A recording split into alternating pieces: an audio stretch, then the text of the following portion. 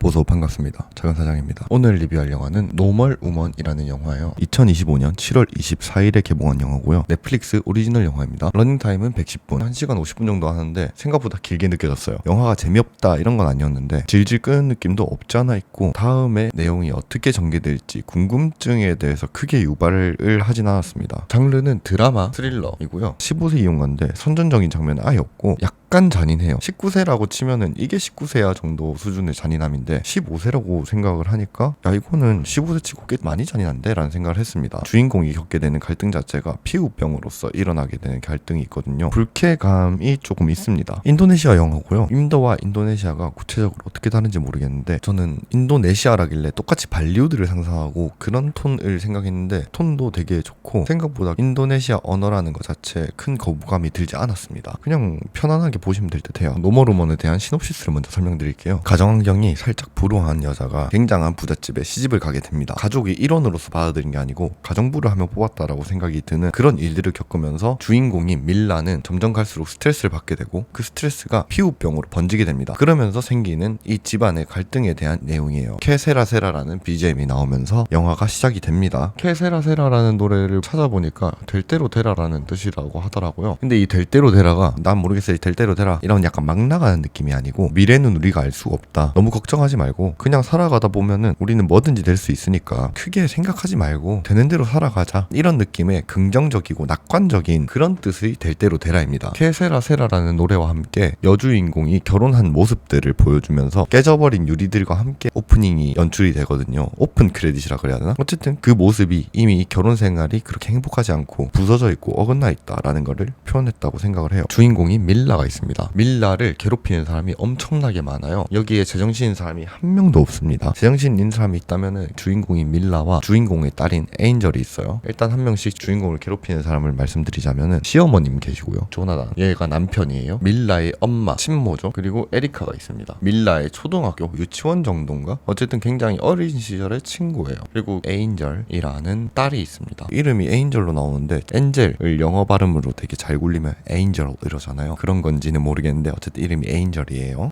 그리고 한 명이 더 있습니다. 바로 그레이스라는 사람이 있죠. 일단 밀라부터 설명을 좀 할게요. 밀라는 시댁살이에 굉장히 지친 사람이에요. 원래 시댁살이라는 게 힘든 건데 워낙에 얘들이 대기업 완전 재벌들이거든요. 그런 재벌들이다 보니까 굉장히 빡빡한 집안에 시댁살이를 하다 보니까 많이 지쳐있는 상태였습니다. 매일같이 4시 30분에 기상을 해가지고 시어머님과 딸 그리고 남편의 식사를 차려야 됩니다. 부잣집인데 왜 식사를 얘가 차리나요? 가정부가 없나요? 라고 궁금하실 수 있는데 가정부는 있어요. 근데 밀라 얘가 거의 가정부 대장인 느낌입니다. 분명히 얘는 사모님이거든요. 근데 얘가 가정부를 진두지휘해서 식사를 차려야 되는 거예요. 그냥 가정부한테 시키면 안 되나? 왜 굳이 그걸 얘가 해야 되는지 모르겠지만 그런 일 때문에 경제적으로 치면은 하나도 부족함 없는 그런 인생을 살고 있지만 밀라 스스로를 위한 삶은 하나도 이루어지지 않고 있는 상태였습니다. 밀라의 남편이 조나단은 이터니티 라이프라는 제약회사를 운영 중인데 엄청나게 큰 대기업으로 나옵니다. 젊은 CEO 이런 식으로 마케팅을 하다 보니까 맨날 여기 집에 와가지고 기자들 사진 촬영하고 남들에게 보이는 삶에 대해서 굉장히 중요시하고 하다 보니까 얘는 지금 막 데이트도 못하고 맨날 밥만 차리고 결혼을 왜 했는지도 모르겠고 이럴 거면 여기 그냥 가정부로 취직했지 내가 무슨 사모님이야 라는 그런 생각밖에 안 드는 사람이에요.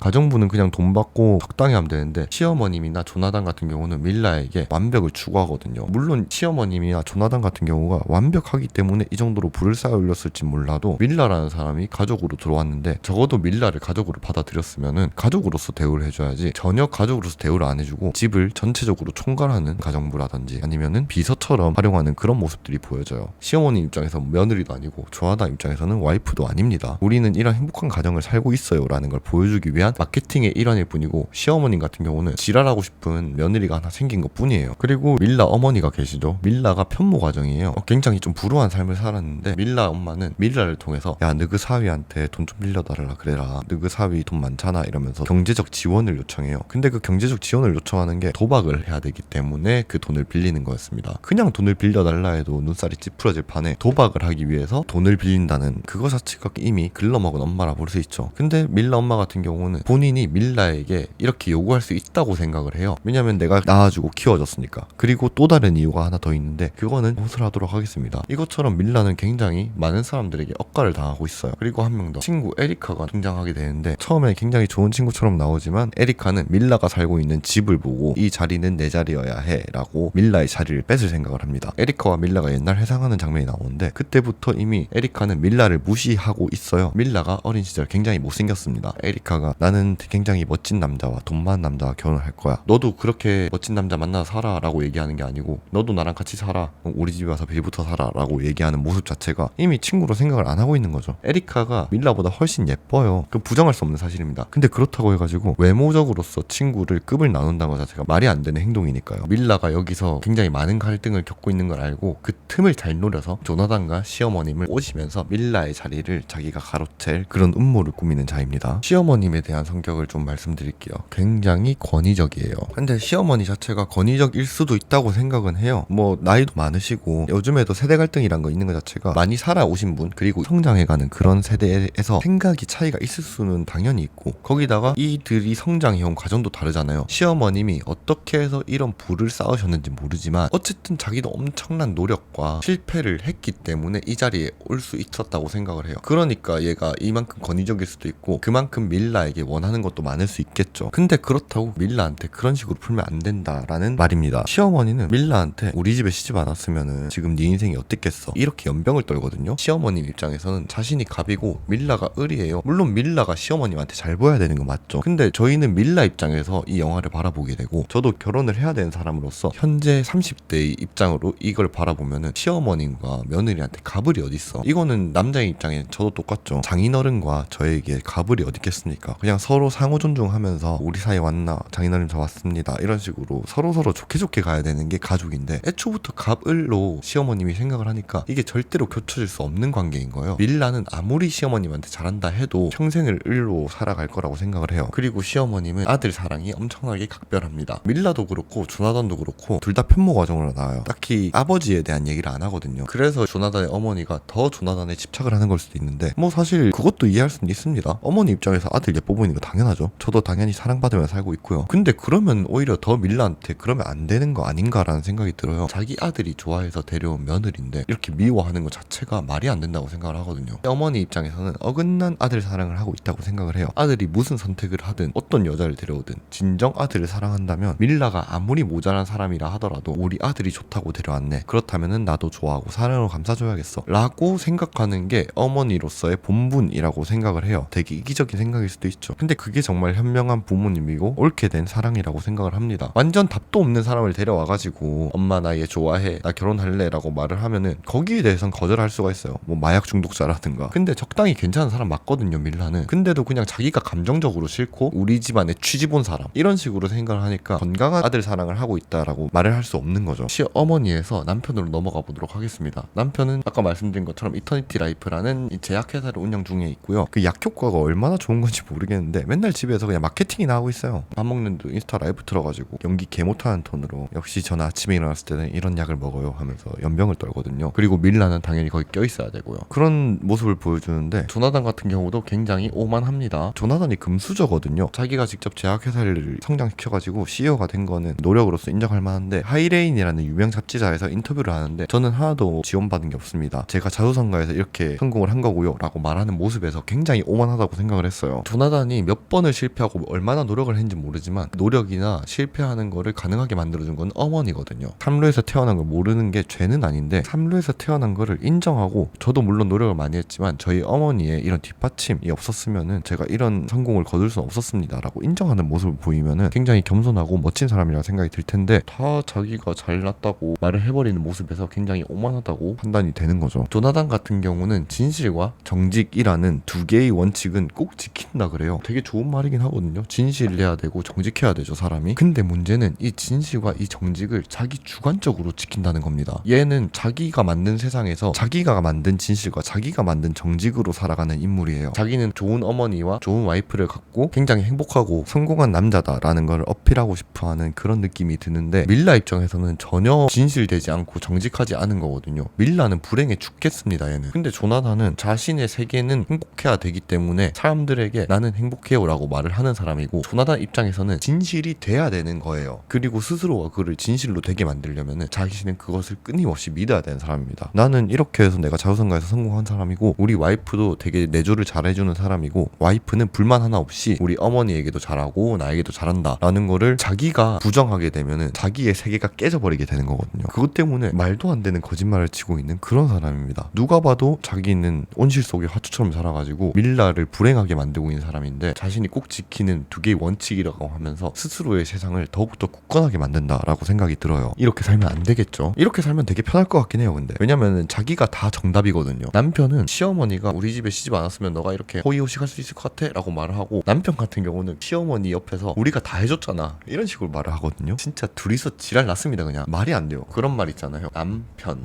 이라는 말, 맨날 남의 편만 된다고. 진짜 남의 편입니다. 에인절에 대해서 살짝 설명을 해볼게요. 에인절이 그나마 여기서 정상이에요. 에인절 같은 경우는 애가 굉장히 못생겼거든요. 외모 지상주의에 대한 메시지를 좀 건드리는 건가라고 생각할 수 있는데, 남편인 조나단도 굉장히 잘생겼고 밀라도 굉장히 예쁘거든요. 시어머님도 되게 곱게 늙으셨어요. 근데 에인절만 못생긴 거야 애가. 그러니까 에인절 입장에서는 화가 나 미칠 것 같죠. 어린 애인만큼 틱톡이나 각종 SNS를 쓰면서 자기가 막 가방을 만들고 그걸 틱톡에 자랑하면은 가방에 대해서는 얘기 안 하고 못생긴 게 얼굴이나 고쳐라 이런 악플밖에 안 달리는 거예요. 그러다 보니까 외모 콤플렉스는 갈수록 심해질 수밖에 없습니다. 심지어 시어머니가 손녀한테 성형수술 권유를 해요. 미친 거 아닙니까? 시어머니 입장에서는 뭐 그럴 수 있어요. 좀 말이 세서 그렇지 그 마음만큼은 진심인 것 같긴 하거든요. 굉장히 여성한 그런 마음을 가지고 있어요. 엄청나게 보수적인 마인드로 여자는 예뻐야 돼, 여자는 뭐뭐 해야 돼, 그런 느낌의 시어머니인데, 여자가 예쁘면 인생이 편하니까 너 빨리 성형수술해 이런 식으로 손녀를 생각해주는 척하면서 손녀에게 비수를 박는 말을 서슴지 않습니다. 손녀 입장에서 어떻게 하겠어요. 성형수술이라는 거를 다 받으면 좋겠죠. 근데 그게 아니고, 아니야 너도 지금 있는 그대로 예뻐, 넌 다른 사람들이 가지고 있지 않은 거를 더 많이 가지고 있잖아 라고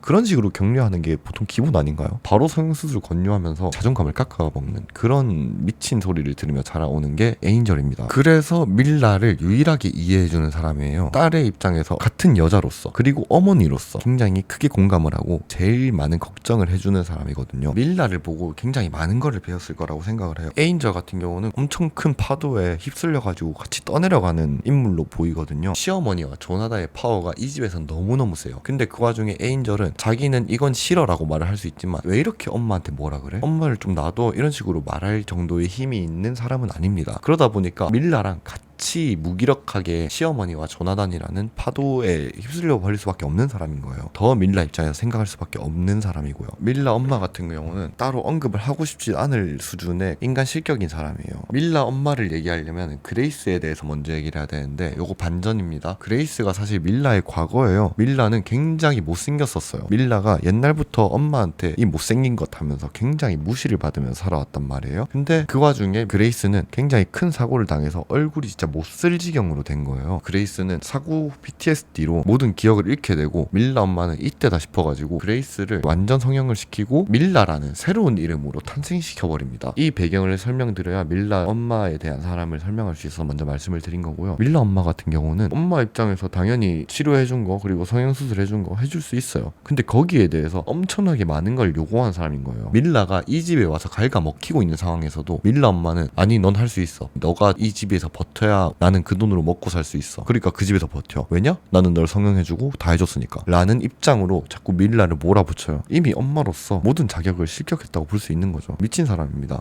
효도라는 거는 자식이 어머니에게 스스로 하는 게 효도지, 엄마가 야 이거 빨리 해 내가 너한테 다 해줬는데 이런 식으로 얘기를 해서 효도를 받는 게 효도가 아니라고 생각하거든요. 밀라 엄마도 효도를 받고 싶은 게 아니고 그냥 돈을 받고 싶은 사람일 뿐이었어요. 도박을 하고 싶던지 아니면 백을 사고 싶던지 하는 경제적 이유 때문에 밀라를 사용하고 있는 거지, 딸로서의 본분을 다해라 라는 의미로 이렇게 자꾸 내가 다 해줬잖아 라고 얘기하는 게 아니거든요. 보면서 굉장히 불쾌해지는 사람입니다. 밀라 입장에서는 그레이스라는 기억이 전부 다 사라져가지고 그래도 우리 엄마잖아 라는 그런 마음 때문에 계속해서 엄마한테 돈을 주고 시간도 쓰고 감정도 쓰는 그런 악순환이 반복되고 있는 상황이 펼쳐져요. 친구 에리카를 설명할 텐데 여기서 개연성이 좀 어긋나는 게, 얘가 직업이 뭐지? 그러니까 화장해주는 사람.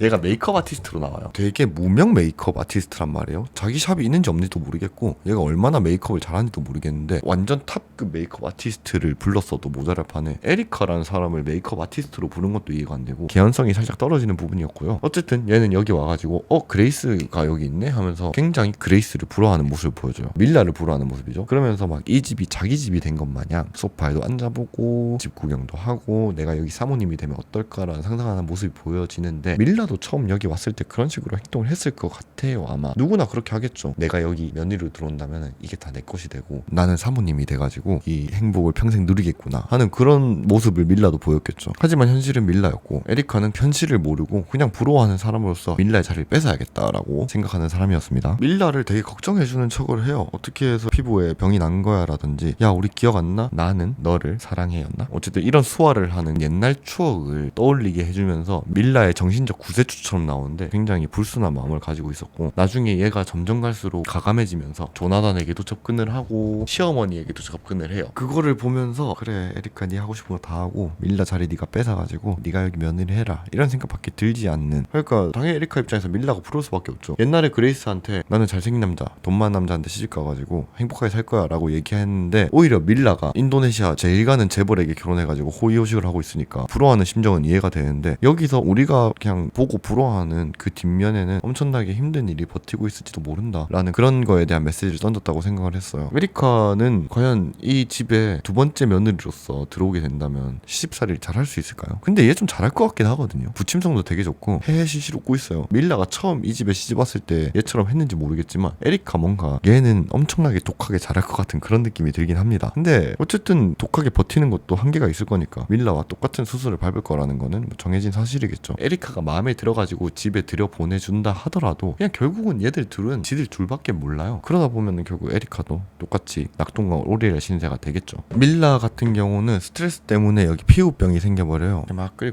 이렇게 피가 날 정도로 끓다가 피부 발진이 올라오면서 얼굴 전체를 뒤덮게 됩니다. 그런 모습 때문에 이 갈등이 더욱더 고조되는 거예요. 원래라면은 적어도 비주얼은 괜찮았어. 근데 애가 얼굴조차 보기 흉해지니까 얘들이 사람으로조차 안 봐주는 거예요. 조나단은 잠자리도 안 가능해서 시어머님은 방에서 나오지도 말라 그래. 그리고 피부 발진이 그 정도로 올라왔으면은 건강을 걱정해줘야 되는 거잖아요. 물론 걱정은 해주는데 그 장르가 잘못됐어요. 많이 아파 괜찮아? 일단 나을 때까지 절대 무리하지 마가 아니고 괜찮아? 좀 있으면 우리 엄마 생일인데 그때까지 준비할 수 있겠어? 괜찮아? 이거예요. 걱정하는 장르가. 말이 안 되죠. 밀라가 빨리 나아야 되는 이유는 시어머님의 생일을 준비해야 되기 때문인 거예요. 밀라가 더 아파질까봐에 대한 걱정이 아니었던 거죠. 어떻게 아픈 사람한테 그래요. 결국 밀라의 병은 병명도 모르고 육체적으로는 아무 이상이 없어요. 스트레스성 발진이라 볼 수 있는데 이 집에서 나가지 않는 이상은 밀라의 병은 불치병입니다. 대망의 시어머님의 생일이 됐는데 와이프고 며느리를 피부에 습진이 나가지고 생긴 게 되게 흉하다는 이유로 언급조차 하지 않고 그냥 없는 존재 기록 말살을 해버리거든요. 밀라는 안 되겠다. 나도 여기 며느리고 나도 제 와이프인데 내가 여기 나가지 못할 게 뭐야 하면서 나와가지고 시어머님 생신에 깽판을 치게 되죠. 아주 잘했다고 볼 수 있어요. 에리카가 자신의 자리를 노리려는 거를 눈치를 채게 돼요. 왜 내 자리를 탐하는 거야? 라고 에리카한테 물어보니까 에리카는 살려고 라고 말을 해요. 밀라도 똑같이 자기도 살려고 이 집에서 탈출하기 위해서 시어머님 생신에 깽판을 놓은 걸로 볼 수 있는 거죠. 밀라가 이 집을 탈출할 수 있는 방법은 없어요. 얘가 이혼하겠다 그러면은 시어머님과 조나단 입장에서는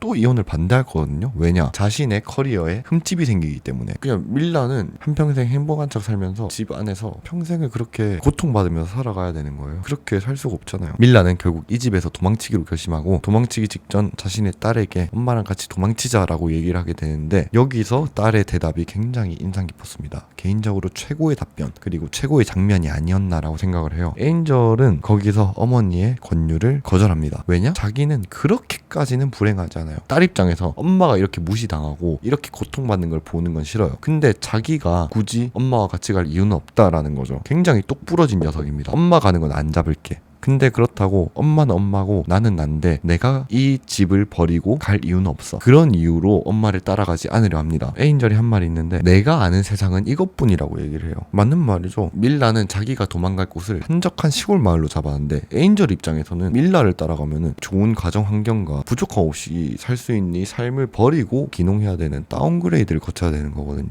밀라 같은 경우는 갈 명분이 있어요. 이 집에서 벗어나고 싶은 사람이니까. 근데 딸 입장에서는 갈 명분이 없거든요. 엄마는 거기 가서 행복하게 살면 돼. 근데 나는 여기 지금 적당히 행복한데 나 이 집에서 돈 쓰고 틱톡 맨날 하고 가방 만드는 거 너무 행복해 라고 생각할 수 있고 잘 살아왔기 때문에 이런 식으로 얘기할 수 있었던 거겠죠. 에인절의 그런 답변에 있어서도 밀라는 한치의 망설 없이 알겠어 라고 얘기하고 밀라는 에인절을 꼭 안아주고 뽀뽀를 쪽 해주고 혼자 도망치게 됩니다. 밀라는 자기가 겪은 이 고통의 굴레를 끊어낸 사람이에요. 밀라가 만약에 에인절에게 아니야 넌 여기 있으면 불행할 거야 빨리 같이 가자라고 얘기를 했다면은 그러면 밀라는 똑같이 시어머니나 밀라 엄마처럼 행동하는 사람이 되는 거죠. 자신의 행복을 딸에게 강요하는 거니까요. 밀라 엄마도 자꾸 자꾸 자기가 행복해야 되니까 밀라를 사용하는 거고, 시어머니도 자꾸 여자는 이래야 돼 저래야 돼 라고 얘기하면서 밀라를 고통을 주고 있는 건데, 고통의 굴레를 밀라가 처음 끊었다고 볼 수 있는 겁니다. 내 딸에게만큼은 그 고통의 굴레에 돌아가게 해서 안 된다 라는 생각에 다 껴안고 떠나가는 선택을 한 거죠. 너무너무 멋진 선택이었어요. 딸이 만약에 알겠어 엄마 같이 가자 라고 했으면은 이때까지 보여줬던 이 심각성을 떠나서 갑자기 너무 인간적인 그런 해피해피한 모습? 딸이 왜 갑자기 저기를 따라가? 라는 그런 느낌이 들면서 이 영화에 대한 작품성이 뚝 떨어졌을 텐데, 딸의 마지막 선택으로 밀라는 완벽하게 혼자 남게 되다 보니까 이 영화가 완성이 될 수 있었던 거죠. 밀라는 트럭 진칸에 몰래 타서 집에서 탈출할 수 있게 돼요. 자신이 시골 마을에 가가지고 얼굴에 낸 상처도 다 낫고 아주 소박하고 행복하게 사는 그런 모습을 상상합니다. 그 엔딩도 상당히 마음에 들었어요. 이 집을 떠나서 마을로 가서 피부병이 나을지, 그 마을에서 행복하게 살지 그것도 모르는 일이거든요. 이 집에서도 힘들었지만 그 마을을 가면은 밀라가 스스로 행복해질 수 있다는 보장도 없으니까요. 그저 밀라의 상상으로 끝난다 라는 거에서 이 영화가 완성된다고 생각을 해요. 밀라도 처음에 조나단을 결혼할 때는 상상하면서 행복했겠죠. 근데 상상은 상상일 뿐이었고 행복은 하나도 존재하지 않았으니까 밀라가 도망쳐간 그 시골 마을이란 곳은 또 다른 지옥이 펼쳐질 수도 있어요. 말을 도망이라 표현했지 이미 밀라는 너무나도 큰일을 겪었기 때문에 도망이 아니고 새로운 길을 창행해서 가는 거니까 밀라는 충분히 행복하게 살 수 있을 거라고 생각은 합니다. 밀라는 말 그대로 노멀 우먼이에요. 평범한 여자입니다. 평범한 여자가 평범하지 않은 사람들 사이에서 일어나는 일을 그린 영화예요. 이 영화가 페미니즘이라든지 성별 갈등, 세대 갈등에 대해서 얘기하는 거라고 생각할 수도 있는데, 저 같은 경우는 그냥 사람 개개인에 대한 성격에 대한 문제라고 크게 봤습니다. 너는 그렇게 살아왔으니까 이렇게 되는 거야 라고 생각하는 걸 되게 싫어하거든요. 예를 들어서 범죄자들 인터뷰 같은 거 보면은 저는 불우한 환경에 살아왔고 하면서 막 탄원서 같은 거 내잖아요. 그런 걸 되게 싫어하는 게, 불우한 환경에서 자라왔어도 바르게 잘 큰 사람도 있고 엄청 부잣집에 자라는데 개막나이처럼 사는 사람도 있잖아요. 시어머니는 이런 환경이었기 때문에 어쩔 수 없다. 나이도 많이 들었고 얘는 옛날이니까 더 여자로서의 뭐 코르셋을 쪼고 왔다. 밀라 엄마 같은 경우는 밀라도 다 해줬는데 좀 서운할 수도 있다. 다 자기의 욕심 때문에 생기는 거잖아요. 세대 갈등이라든지 남녀 갈등, 그리고 뭐 페미니즘 이런 것도 결국은 자신을 인정받고 싶은 욕구 때문에 생기는 거라 생각하거든요. 근데 그 인정은 상대방이 해줘야 되는 거지. 예를 들어서 시어머니 입장을 이해하는 거는 밀라가 돼야 되는 거지. 시어머님 같은 경우는 계속해서 자기를 스스로 이해를 하려는 사람이잖아요. 나는 이렇게 살아왔어. 근데 그게 얼마나 고통스러운지 알면은 밀라에게 그런 행동을 자꾸 강요하면 안 되는 거잖아요. 밀라 같은 경우도 시어머니한테 최선을 다했습니다. 어머니 이렇게 나이도 많으니까, 그리고